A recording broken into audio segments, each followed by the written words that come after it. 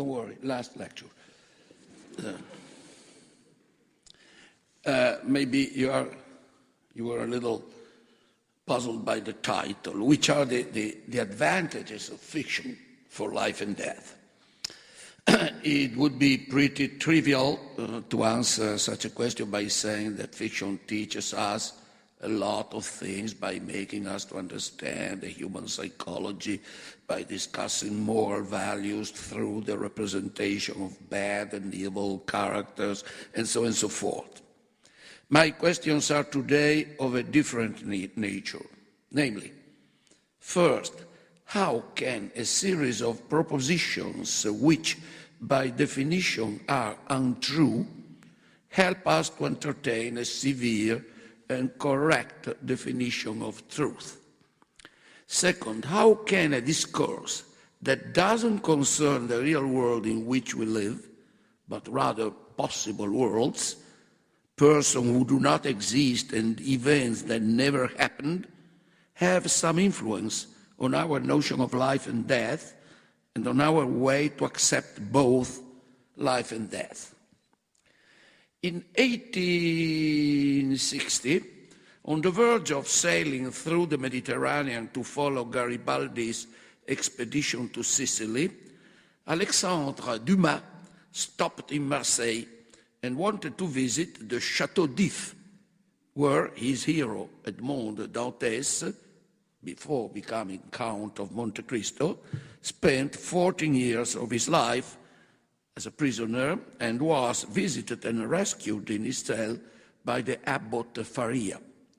By the way, a real Faria existed. I discovered it a few months ago, and Dumas was inspired by this curious Portuguese priest who was, however, interested in mesmerism and had very little to do with Dumas as a character.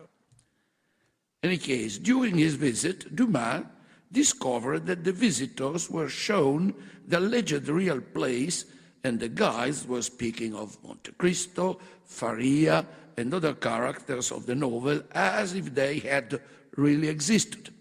On the contrary, the same guides ignored that at the Château d'If was imprisoned a historical figure like Mirabeau. Thus, Dumas comments in his memoir, "It's a privilege of novelists to create characters who kill those of historians. The reason is that historians only evoke mere ghosts, while novelists create persons in flesh and bones." In fact, I know, not to mention Monte Cristo, who is a very simple character, Leopold Bloom better than my father. As for my father, who knows? How many episodes of his life I ignore, how many secrets thought he had never disclosed, how many times he had concealed his sorrows, his quandaries, his weaknesses, so that after his death I shall never recover these secret and perhaps fundamental aspects of his personality. Like the historians defined by Dumas, I muse and muse in vain about that dear ghost, lost forever. On the contrary, I know of Leopold Bloom everything I need to know, and at any time I read Ulysses again, I discovered something more about him. One of the main functions of fiction is to educate our sense of what is the case, as the philosopher says, that is, to clarify our notion of truth. Such an assertion can look preposterous, since by definition fictional texts clearly speak of known existing persons and events, and just for this reason they call for the suspension of our disbelief. Therefore, from the point of view of a truth-conditional semantics, a fictional assertion should always tell what is not the case. In spite of that, we don't take fictional assertions as lies. First of all, in reading a piece of fiction, we subscribe a silent agreement with its author, who pretends that something is true and asks us to pretend to take it seriously. And in doing so, every fiction designs a possible world, and all our judgments of truth and falsehood must concern that possible world. In this way, it is fictionally true that Sherlock Holmes lived in Baker Street, and fictionally false that he lived on the banks of the Spoon River. As a matter of fact, fictional texts never take as their background a world which is totally different from the one we live in, not even in the fairy tales or in science fiction stories. Even in such situations, if a wood is mentioned, it is understood that it should be more or less like the woods of our real world, where the trees are vegetal and not mineral and so on. If by chance we are told that that wood is made with mineral trees, the notion of mineral and of tree should be the same as in our real world. Usually a novel chooses as its own background the world of our everyday life, at least as far as its main features are concerned. The stories of Nero Wolfe take place in New York, such as it is, or such as it was, so that we would feel disturbed if suddenly Archie Goodwin decide to visit the Tour Eiffel in Central Park. At this propos, it has been suggested that possible worlds are always small worlds. That is, relatively short courses of local event in some nook or corner of the actual world, as it said the logician Jaakko Intika. And the same holds much more for the fictional worlds. According to my friend Lubomir Dolegel, fictional worlds are incomplete and semantically unhomogeneous, non-homogeneous. They are, so to speak, incomplete worlds. A fictional world is not a maximal and complete state of affairs. In the real world, if John lives in Paris, is true, it is also true that John lives in the capital of France and that he lives north of Milan and south of Stockholm. Such a series of requirements doesn't hold for the possible world of our beliefs, for instance, the so-called doxastic worlds. If it is true that John believes that Tom lives in Paris, this doesn't mean that John believes that Tom lives north of Milano, because John can be an idiot, for instance. Fictional worlds are as incomplete as the doxastic ones, but in a different way. At the beginning of a good science fiction novel by Paul and Kornbluth, The Space Merchants of the 50s, the best science fiction stories were on the 50s then. We read, I rubbed the depilatory soap after my face and rinsed it with the trickle from the fresh water tap. In a sentence referring to the real world, one would feel fresh as a redundancy, since usually faucets are fresh water faucets. As far as one suspects that this sentence is describing a fictional world, one understands that it is provided indirect information about a certain world where in the normal wash bowls, the tap of fresh water is opposed to the tap of salt water, while in our world the opposition is cold hot. Even though the story didn't continue providing further information, the readers would be eager to infer that the story in question deals with a science fiction world where there is a shortage of fresh water, or with another science fiction world that will be our own in few years, in any case. However, until the novel doesn't give further information, we are bound to think that both fresh and salt water are H2O, like in our world. In this sense, it seems that fictional worlds are parasitical worlds, because if alternative properties are not spelled out, we take for granted the properties holding in the so-called real world.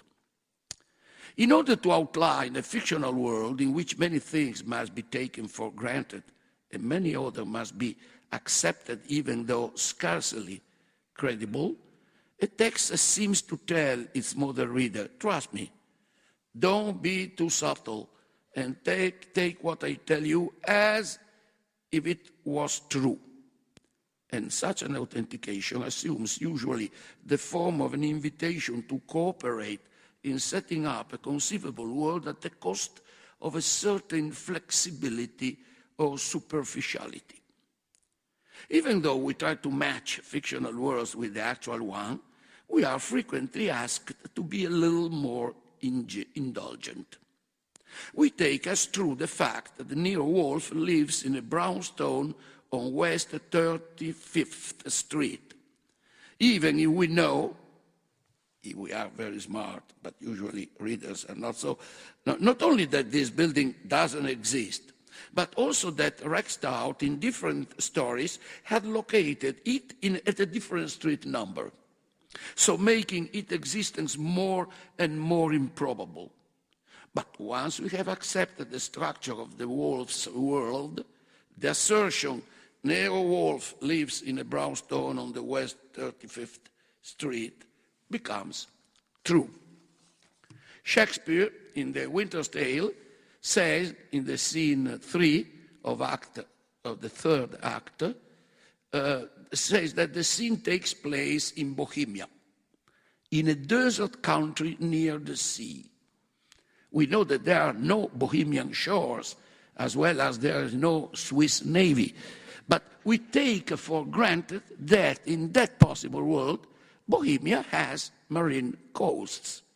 A possible narrative world is one in which everything is similar to our so-called real world, except the variations explicitly introduced by the text. By fictional agreement and suspension of this belief, we must take these variations as they were the case. A fictional assertion like Nero Wolf lives in a brownstone on West 35th Street is as true as the historical assertion the corpse of Adolf Hitler was burned in a bunker in Berlin. Our instinctive reaction would be that the assertion about Nero Wolf refers to an invention, while the one about Hitler concerns what was really the case. To be correct in terms of truth conditional semantics, we should say that to admit that it is true that Nero Wolf lives in a brownstone on West 35th Street, it's simply the same as to saying it is true in this world that in Rex Stout's novel it is written that Nero Wolf lives in a brownstone in West 35th Street. Thus, the truth about Nero Wolf would be a true dedicto, as the logician says, and not de re.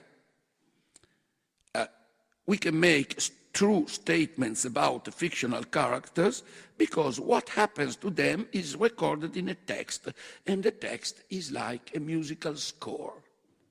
It is true that Nero Wolf lives in a brownstone so-and-so in the same way in which it is true that Beethoven's Fifth Symphony is in C minor and not in F major like the Sixth, and begins with G, G, G flat.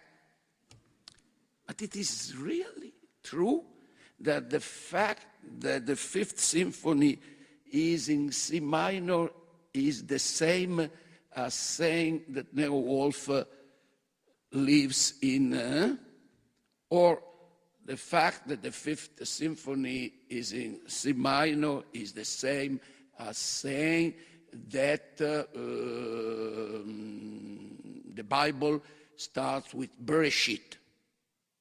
But to start with Bereshit, it is true, not in the same way in which it is true that Cain killed Abel. You know that those ontological problems concerning fiction start becoming more and more embarrassing and puzzling. As a matter of fact, nobody, I think, can reasonably deny that Hitler and Nero Wolf are two different kinds of entity with a different ontological status. I am not what in America after the so-called case is called a textualist. Not only I trust my experience, and I am sure that I am positively today in Atlanta, but I also strongly believe that Hitler was a real human being, at least, since I am a man of science, until a reliable historian will produce contrary evidence proving that he was a robot built by Werner von Braun. While Nero Wolf was only imagined by a human mind. I am not assuming, as some deconstructionists do, that there are no facts but only interpretations. Having developed a theory of interpretation on the grounds of Charles Sanders Peirce semiotics, I assume that in order to implement an interpretation, there must be some fact to be interpreted. Anyway, one could say that not only fictional assertion, but also the historical ones are the dicto and not the re. The students who write that Hitler died in a bunker in Berlin simply state that it is true according to their history textbooks. In other words, accept judgments depending on my direct experience of the kind it's raining or today I am in Atlanta, all the judgments I can make on the grounds of my cultural experience, that is, all those concerning the information recorded by an encyclopedia, are based on textual information, and even though they seem to express de facto truth, they are merely the dictum. Let me call then cultural truth all those items of common knowledge that I learn from an encyclopedia, like the distance of the sun from the earth, or the fact that Hitler died in a bunker. Please pay attention. I am not saying that cultural assertions are as ontologically weak as the fictionally ones. I am suggesting, on the contrary, that fictional assertions are at least as ontologically strong as the cultural ones. However, I said at least because I am suggesting something more. Every cultural truth is still open to revision, since science is by definition always ready to reconsider its own discoveries. And only fundamentalists charge this attitude with damned relativism. If we keep an open mind, we must be ready to revise our opinions about Hitler's death whenever new documents will be discovered, and our beliefs on the sun distance in the case that new astronomical measurements have been done. Moreover, the fact that Hitler died in a bunker has already been cast in doubt by some historians. It is not impossible that Hitler didn't die in Berlin and escaped to Argentina, that nobody was burned there, or that the burned body was of somebody else, that the suicide of Hitler was invented for reasons of propaganda by the Russians who arrived at the bunker, or that the bunker never existed since its location still remains unknown or in any case uncertain, and so on and so forth. On the contrary, the assertion Nero Wolf lives in a brownstone on West 35th Street cannot be cast in doubt. Let me call such a truth a case of internal ontological legitimacy. On the grounds of such an internal legitimacy, we consider mad or ill-informed the fellow who said that Nero Wolf lived in Philadelphia, while we would be more prudent with one who raised doubts about Hitler's death. Always on the grounds of an internal ontological legitimacy, even the identity of fictional characters is unmistakable. In the real life, we are still unsure of the identity of the Iron Mask. We don't know who really was Caspar Hauser, or whether Anastasia was assassinated with her royal family at Yekaterinburg, or was the charming claimant interpreted by Ingrid Bergman. On the contrary, we read the stories by Arthur Conan Doyle, being sure that when Sherlock Holmes refers to Watson, he is always designating the same person, and that there are not in London two persons with the same name and the same profession. Otherwise, the text should at least suggest that this is the case. I have elsewhere argued against Kripke's theory of rigid designation, but I am glad to admit that such a notion holds perfectly in narrative possible worlds. We can define Dr. Watson in many ways, but it is clear that he is the one who, for the first time in a study in Scarlet, is called Watson by a certain Stanford, and that from that point onward, both Sherlock Holmes and the readers, when using the name Watson, intend to refer to that original baptism. It is possible that in a still undiscovered novel, Arthur Conan Doyle will tell that Watson lied when saying that he was wounded at the Battle of Maywand or that he was a medicine doctor. But even in that case, Dr. Watson, unmasked as a simulator, will remain the person who, in A Study in Scarlet, met Sherlock Holmes for the first time.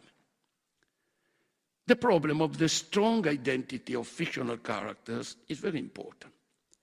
It has been recently published in France, a book by Philippe Dumanque, Contre-enquête sur la mort d'Emma Bovary, Counter-inquiry on the death of Madame Bovary, when it is told the story of a detection that proves that Madame Bovary didn't poison herself, but was murdered. Now, this novel acquires some flavor, but only because its readers take for granted that in reality Emma Bovary poisoned herself. Otherwise, what kind of story would it be? The story concerning another person? A lot of other persons have been murdered. That novel can be enjoyed in the same way readers enjoy the so-called uchronic stories, a temporal counterpart of utopias, that literary genre of science fiction about the past, in which it is imagined what would have happened in Europe if, let's say, Napoleon won at Waterloo. An uchronic novel of this kind can be enjoyed only if the reader knows that Napoleon at Waterloo lost. If not, why? Why tell the story? In the same vein, in order to enjoy Dumanque's novel, the reader must take for granted that Madame Bovary really committed suicide. Now, I am in the position of stressing my first point. Even though there is undoubtedly an ontological difference between Hitler and Nero Wolfe or Sherlock Holmes, fictional statements, considering the way we use them and we think of them, are indispensable to make clear our current notion of truth. If one asks what does it mean for an assertion to be true, and we answer, as the logicians do, by the famous Tarski definition, according to which snow is white is true if and only if the snow is white, we should say something pretty interesting in order to stimulate the logical discussions, but of little helpfulness for the common man. We should rather say that an assertion is unquestionably true when it is as much inconfutable as Superman is Clark Kent. The Pope of Rome and the Patriarch of Constantinople can discuss for centuries, as they did, on the procession of the Holy Ghost from the Father and the Son, but both are obliged to assert that Superman is Clark Kent. In order to decide whether Hitler died in the Berlin bunker, it is unquestionably, in order to decide if the assertion Hitler died in the Berlin bunker is unquestionably true or not, we must check if we consider it as unquestionable true as Superman is Clark Kent. Only after this kind of test, we can say that Hitler died in the Berlin bunker is only probably true, perhaps highly probably true, but not true without any shade of doubt, why Superman is Clark Kent can be never challenged. Thus, the epistemological function of fictional statements is that they can be used as a litmus test for the irrefutability of our truths. Let me arrive to a second point. Fictional characters have nonetheless a sort of ontological consistency. You know that philosophy is full of discussion about the objects. There are objects which are physical, but a triangle. What is a triangle? It's certainly an object, which I can, but it's not physical, doesn't exist. There are triangles, not a triangle. What is a square root? We are full. What is a law?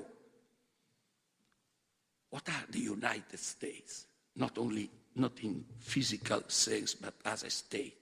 They are objects, but they are not physical objects.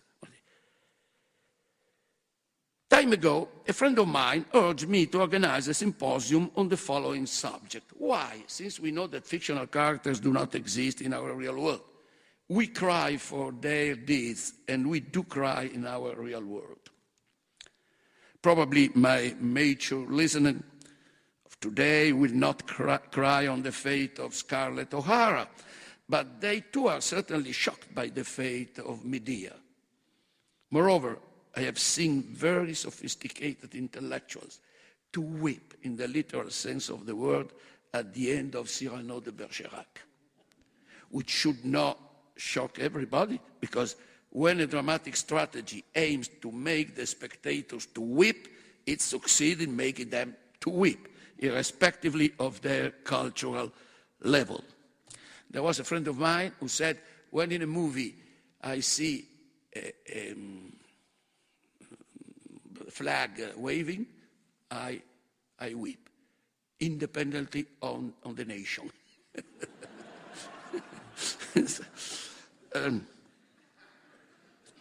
Naturally, from now on, by to cry or to weep, I mean all kinds of emotional participation to the deeds of fictional characters, even the dry ones, as if they were our friends, or as if we identified ourselves with them, sharing with them joy, sorrow, and fear.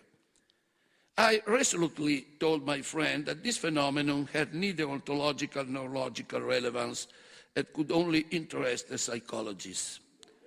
Later, I started musing on that problem, which inspired me some reflections. Certainly, we can identify ourselves with fictional characters and with their deeds because, according to a narrative agreement, we start living in their narrative world as if were our own. But this doesn't occur only in reading fiction. I can let my imagination wander about what would happen if today, instead of being in Atlanta, I were in Singapore. And I can do that even though I know that today I am positively in Atlanta. I can also imagine that in Singapore I have a love affair with a fascinated dragoon lady. And if I do not keep my cool, I can even feel erotic emotions. Besides, each of us has sometimes thought of the possible death of a beloved person. And in such cases, we feel touched, if not moved to tears, even though we know that the imagined event is not the case. Such phenomena of identification and projection are absolutely normal, and I repeat, are a matter for the psychologists. If there are optical illusions, by which we see a given form as bigger than another, even though we know that they have exactly the same size, why should not pathetic illusions exist? It has been written about that.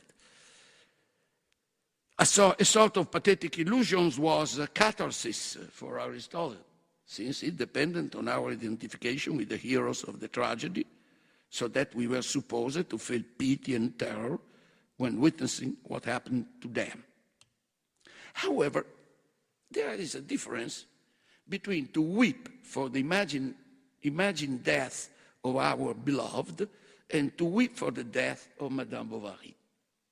It is true that in the first case, we take for granted what happened in the possible world of our dream.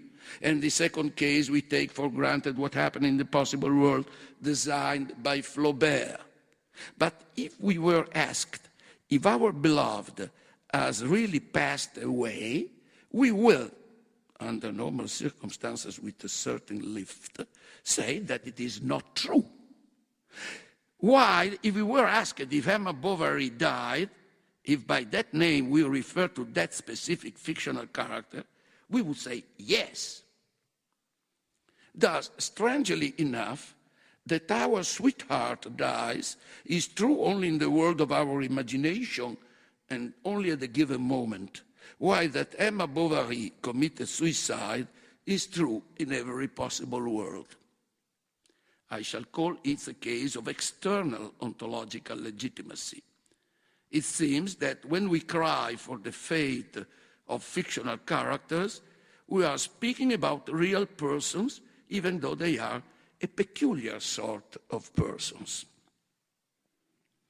What kind of peculiar sort of persons are people like Sherlock Holmes, Superman, of Madame Bovary, since they are not physically existing persons or persons that have physically existed? We make continuously two assertions about entities that do not and did not physically exist, such, as I said, the perfect triangle or square root. Such entities belong to what Popper called the third world, which is not the one of physical bodies, nor the one of psychic events. It is enough to assume that fictional characters are entities of this kind. It seems perhaps bizarre that Emma Bovary committed suicide and the right angle as 90 degrees are true in a similar way. One can say that the fact that the right angle has 90 degrees will remain true even if our species disappeared, and this truth will be shared also by aliens coming from the outer space. But that the right angle has 90 degrees will be true also for aliens only if they shared our Euclidean geometry. In the same way, the assertion that about Emma Bovary will remain true if the aliens shared our literary knowledge. Fictional characters are third-world entities insofar as they do not only live within a given text, but they move to a zone of the universe which we find very difficult to delimit. Sometimes fictional characters migrate from text to text because the collective imagination has, over the course of the centuries, made emotional investments in them. It is not indispensable that they came from a great work of art or from a popular legend.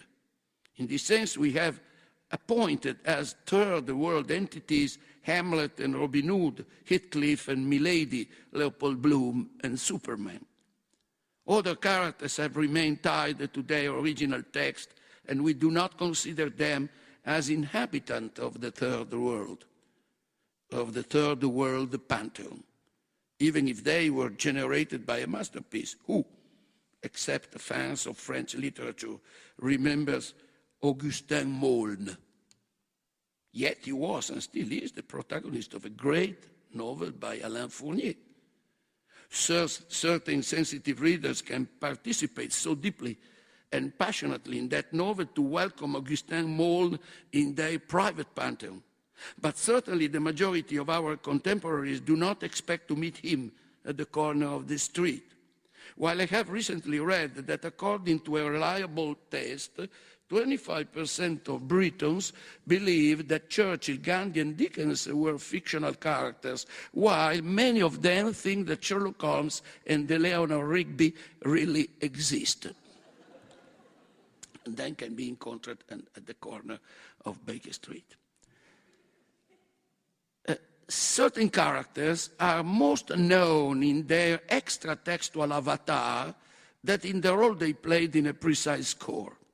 Let's take the case of Little Red Riding Hood.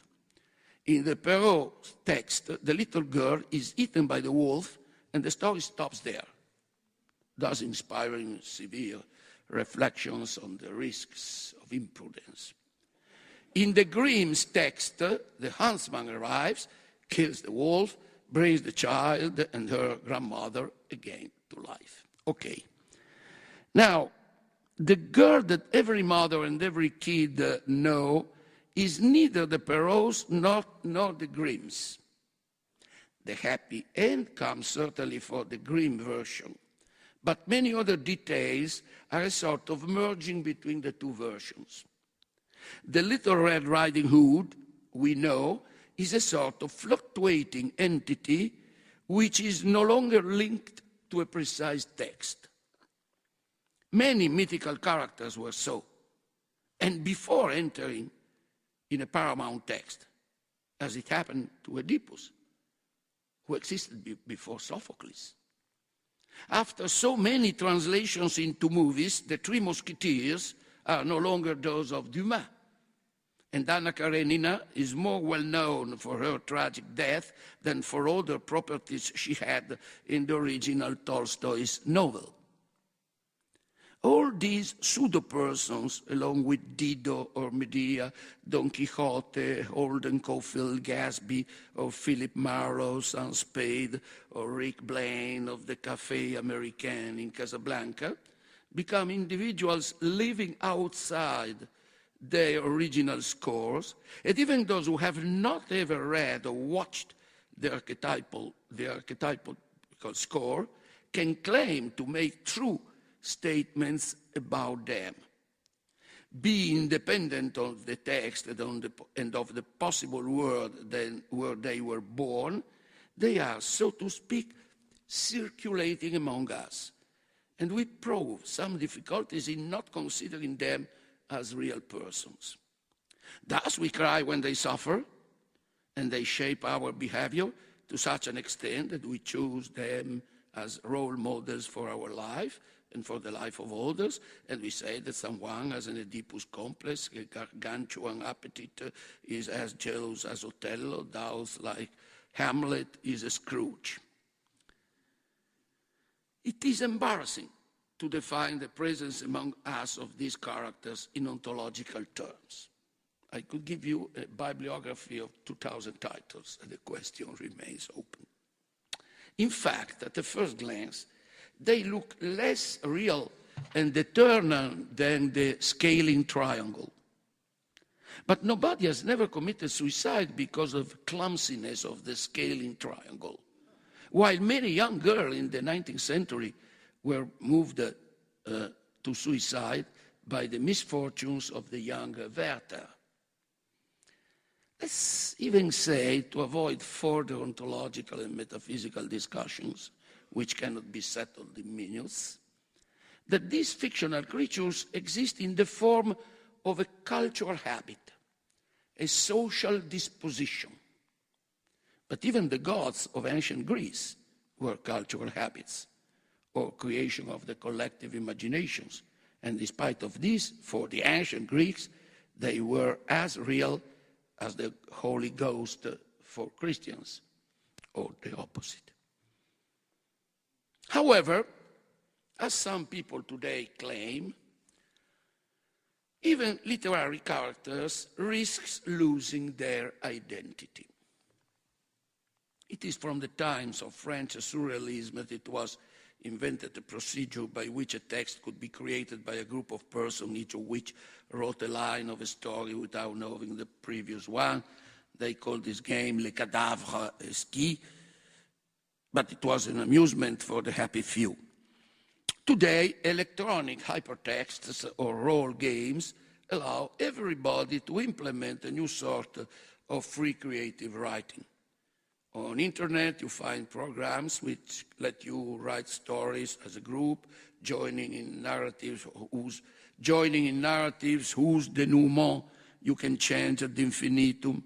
And if you can do this with a text that you are jointly creating with a group of virtual friends, why not to do it also with already existing literary texts, buying programs which allow you to change the great narratives that have obsessed us, perhaps for millennia.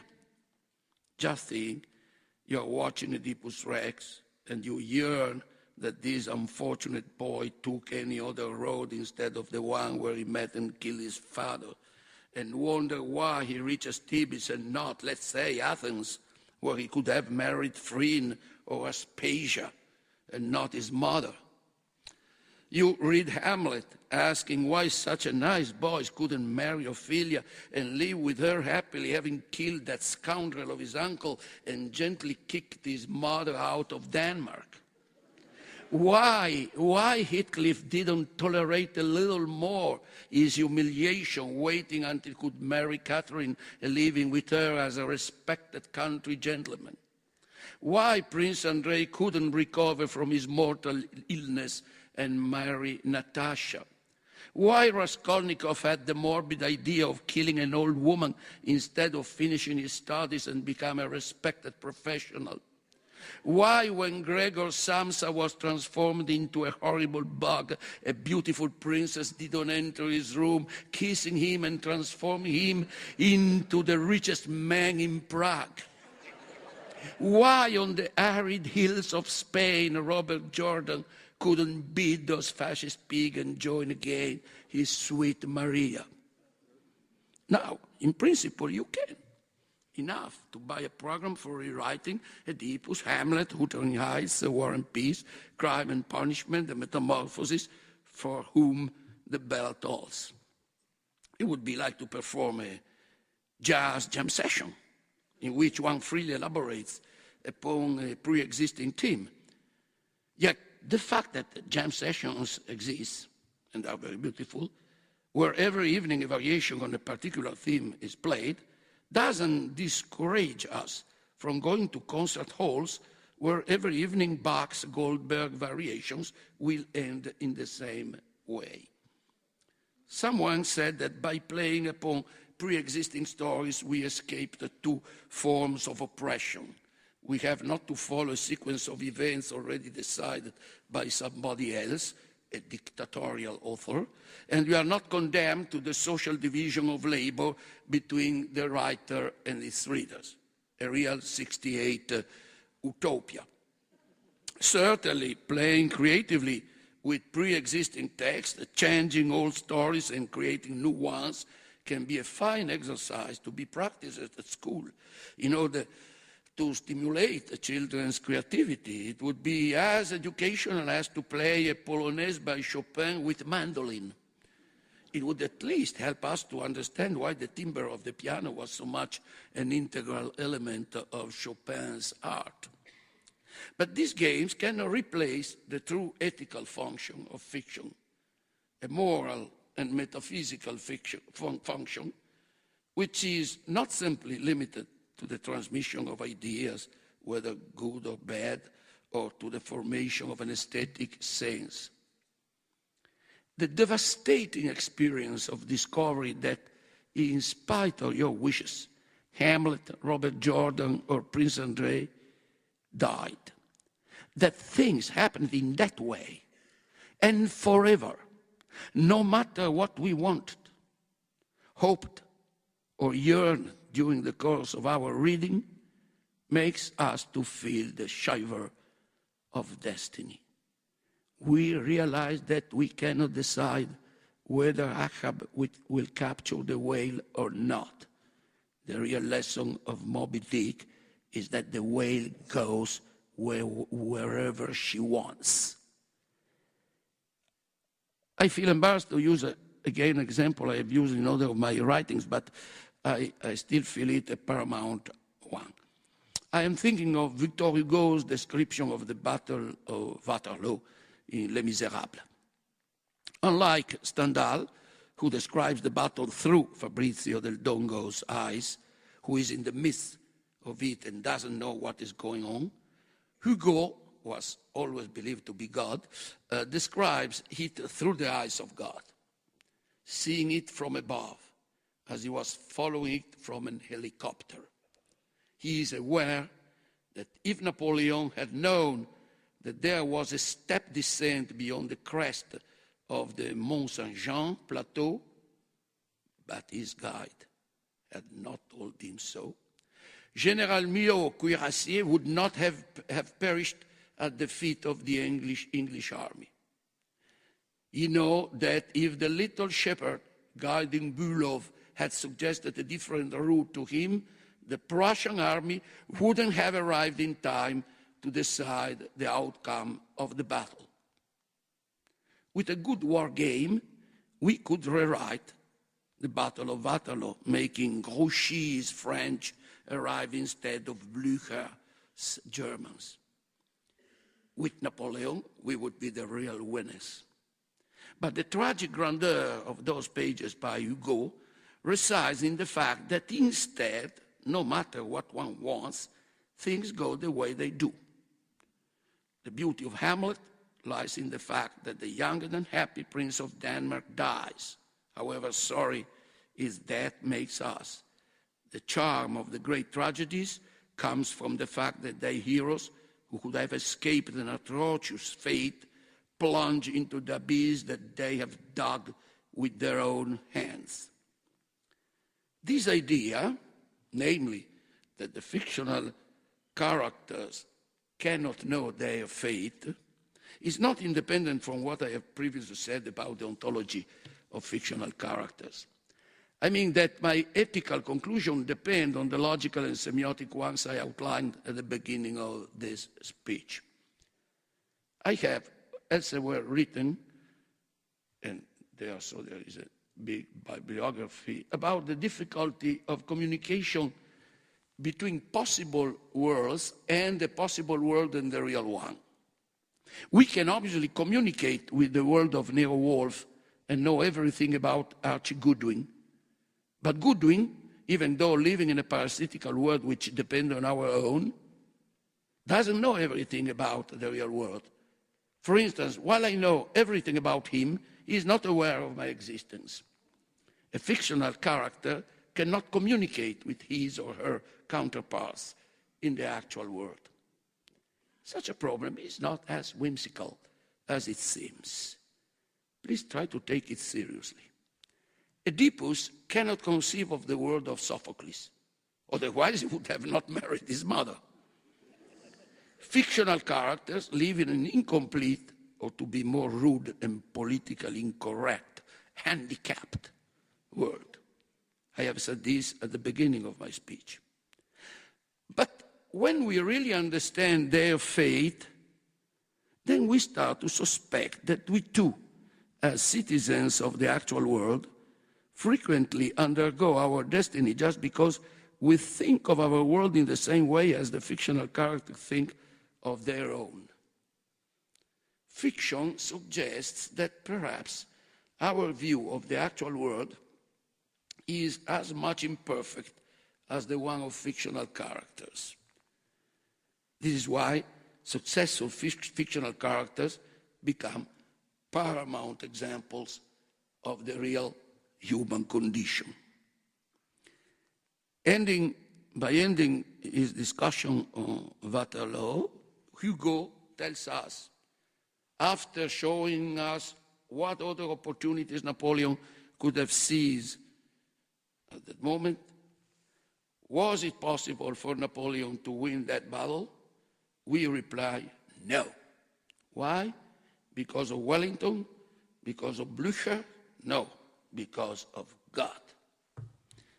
It is not indispensable, you believe in God, to accept Hugo's statement. You can replace God with destiny, with necessity, or with a blind chance, and it will be the same.